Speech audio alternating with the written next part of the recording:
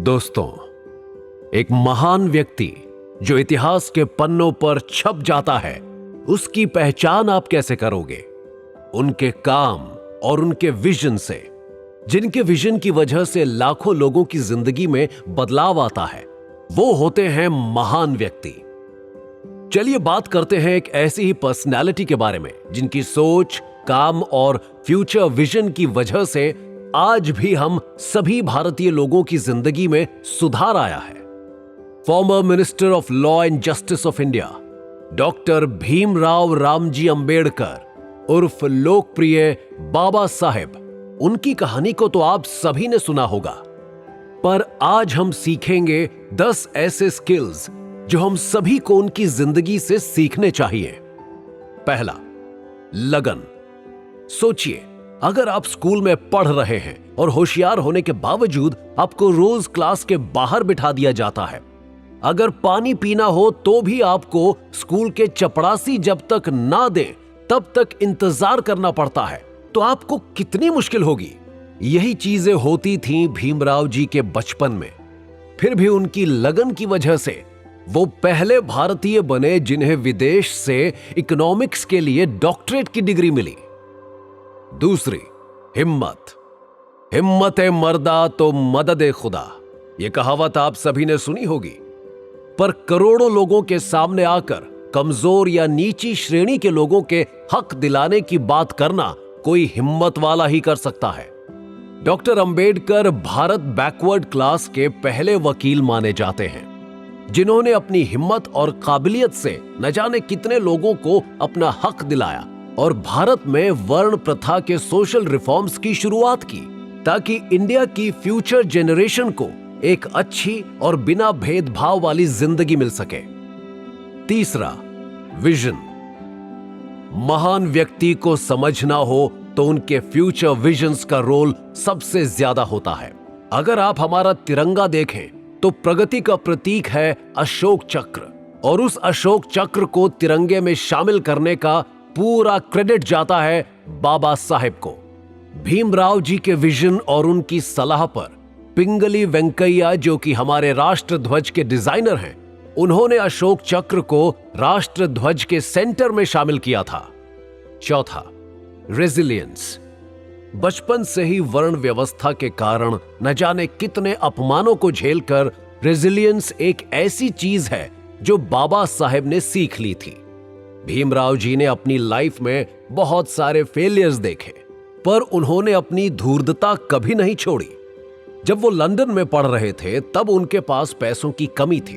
तब वो ब्रेड का एक टुकड़ा अपनी पॉकेट में छिपा कर ले जाते थे ताकि पैसे और समय दोनों बचें। एक बार लाइब्रेरियन ने उन्हें पकड़कर उन्हें लाइब्रेरी से बाहर का रास्ता दिखाया, पर उनके रेजिलिएंट स्वभाव की वजह से उन्होंने अपनी मेहनत नहीं छोड़ी और 8 साल का कोर्स बस 2 साल और 3 महीनों में ही खत्म कर दिया। पांचवा, क्रिटिकल थिंकिंग। 500 ग्रेजुएट्स और हजारों स्कॉलर्स का काम सिर्फ एक भीमराव कर सकता है। ये शब्द थे गवर्नर लॉर्ड लिनलिथगाओ और महात्मा गांधी के।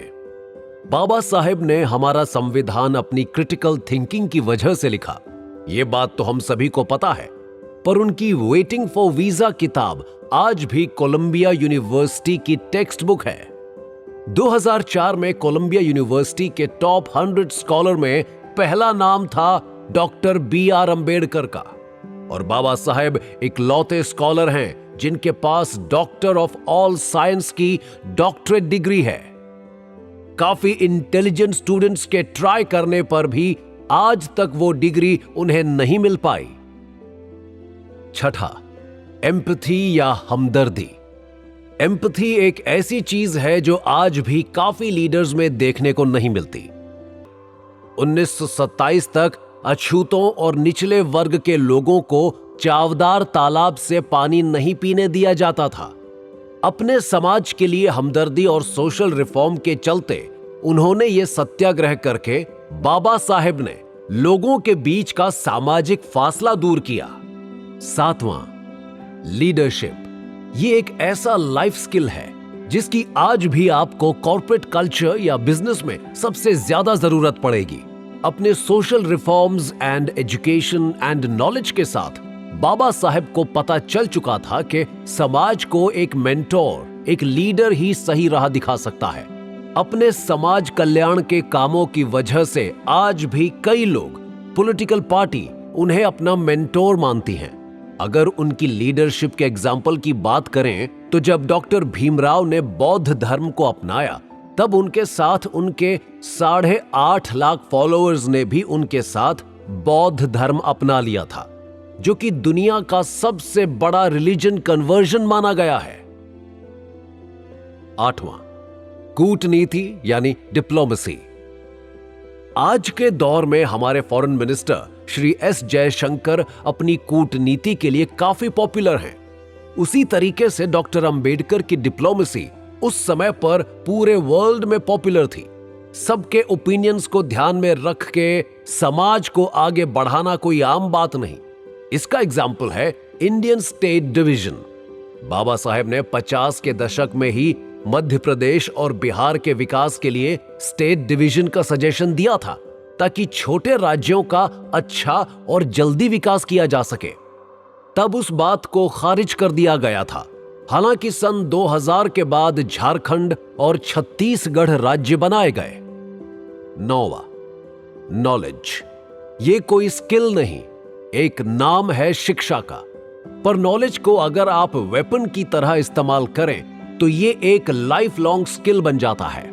तब के समय में 21 घंटे पढ़ाई करके पीएचडी हासिल करने वाले डॉक्टर भीमराव को यह बखूबी पता था, जिसके एग्जाम्पल आपको एक बहुत ही अननोन फैक्ट से हम आपको बताते हैं। बाबा साहेब की पर्सनल लाइब्रेरी का नाम है राजगृह, जिसमें 50,000 किताबों का कलेक्शन है, जिसे वर्ल्ड की सबसे बड़ी पर्सनल लाइब्रेरी माना जाता है। अगर बाबा साहेब की नॉलेज की बात करें तो आज हम सभी को डीमोनेटाइजेशन के बारे में पता है, पर डीमोनेटाइजेशन के सजेशंस बाबा साहेब ने 1923 में ही the problem of rupee, its origin and its solution में दे दिए थे। 10वां, कम्युनिकेशन। अच्छा कम्युनिकेशन क्लैरिटी और कंफ्यूजन के बीच की दूरियां मिटाता है।